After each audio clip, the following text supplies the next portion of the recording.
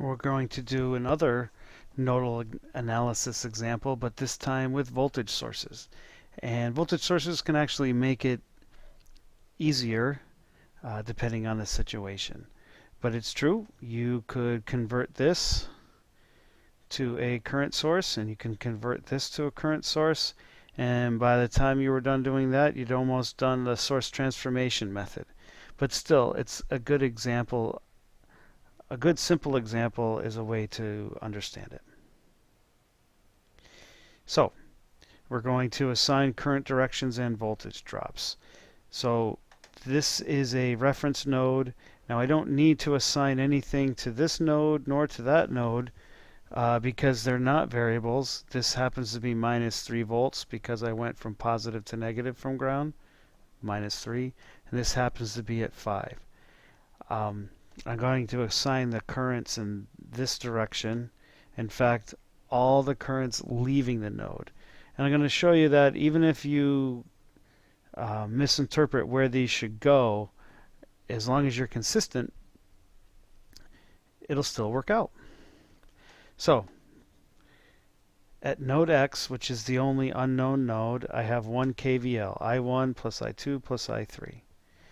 I1 is Vx minus the voltage at V1 divided by R1. I2 is just Vx divided by the resistance at R3.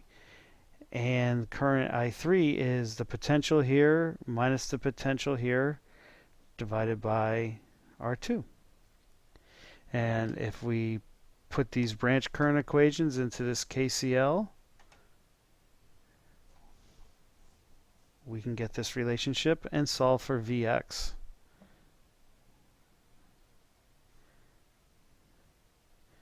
And when we numerically solve for Vx, we get 2 volts.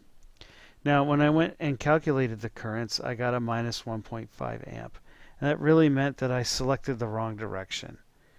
I1 really should have been flowing from left to right. And so all I would have had to do to make it correct in my calculations is just have I1 equal to I2 plus I3 and resolve from there. But anyway, consistently, do these sum to 0? They do. So this is a valid solution. When I run this in LT-SPICE, I'll find that Vx is 2, V1 is at 5, and V2 is at minus 3. But some of the currents might be negative when they should have been positive. And that just means that the resistors were put into place, rotated incorrectly. You can't tell from looking at it, but LT-SPICE assumes current will flow in one direction. And if it doesn't, it defines it as negative. So after I rotate, I can get all the currents flowing in the direction that I want.